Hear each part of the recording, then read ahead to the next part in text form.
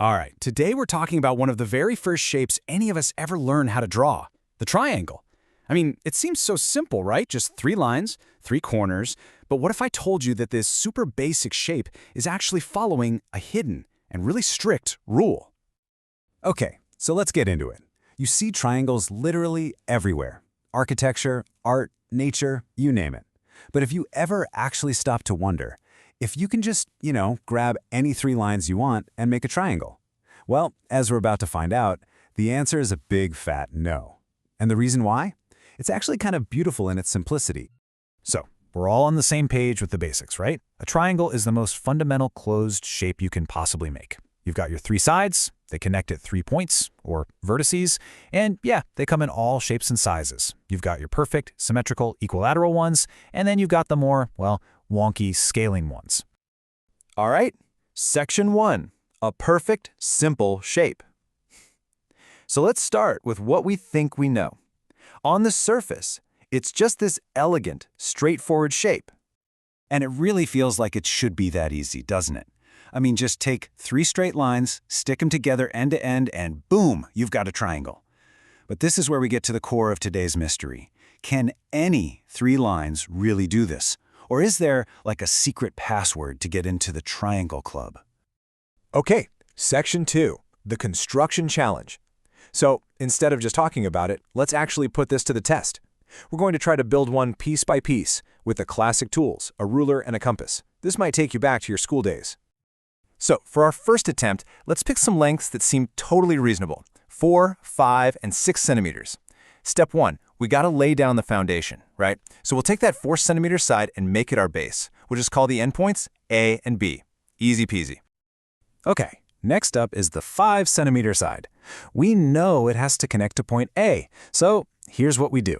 We set our compass to exactly 5 centimeters, put the pointy end on A, and swing an arc. Now we know our third corner, point C, has to be somewhere on that curve. That's one condition locked in. And now for the magic moment, we're going to do the exact same thing, but from point B, and this time with our 6 centimeter side. So we set the compass to 6, swing another arc, and look at that. They cross. That one single point where they intersect, that is the only spot in the universe that's exactly 5 centimeters from A and 6 centimeters from B. That's got to be our point C. All that's left is to connect the dots, A to C, B to C, and voila, we have a perfect, working triangle with sides of 4, 5, and 6 centimeters. The method works. So far, so good, right? Section 3, when triangles break. Okay, but what happens when we try a different set of numbers? Because this is where our nice, reliable system is about to hit a major snag. So for our next challenge, let's try to build a triangle with sides of 3, 4, and 8 centimeters. The numbers are different, sure, but the process, that should be exactly the same, right? We're going to follow the very same steps that just worked perfectly. Okay, let's start with the longest side this time. We'll lay down that 8 centimeter line as our base, just to give us plenty of room to work with. All right, from one end, we'll swing an arc with a 3 centimeter radius, and from the other end, we'll swing one with a 4 centimeter radius. Everything feels totally normal, just like before. But wait a second.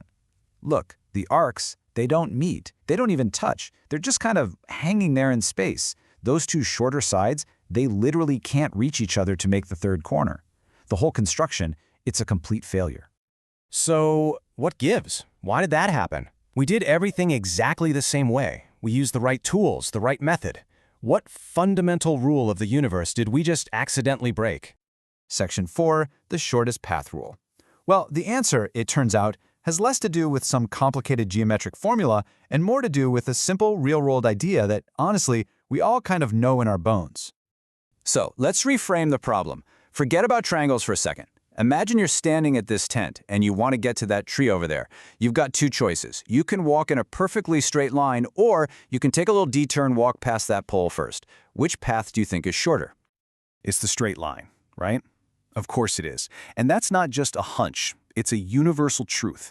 A straight line is always the shortest possible distance between any 2 points. Any detour, any path that goes through a third point, it's just going to be longer. Every single time.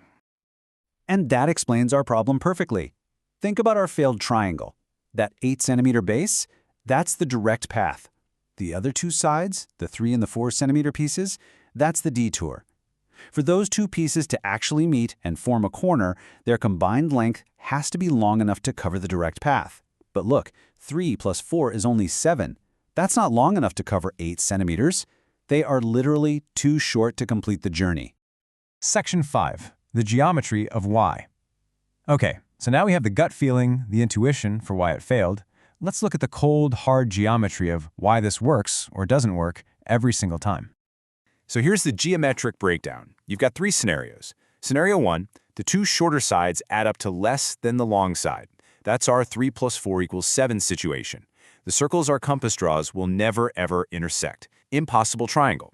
Scenario 2, they add up to be exactly the same as the long side. Well, in that case, the circles will touch at one single point, right on the line. You just get a flat line, which, is not a triangle. It's only in that third case, when the sum of the 2 shorter sides is greater than the long side, that the circles will intersect at 2 points, giving you a place to put that third corner and actually form a triangle. That's the only way it works. Section 6, a universal triangle law.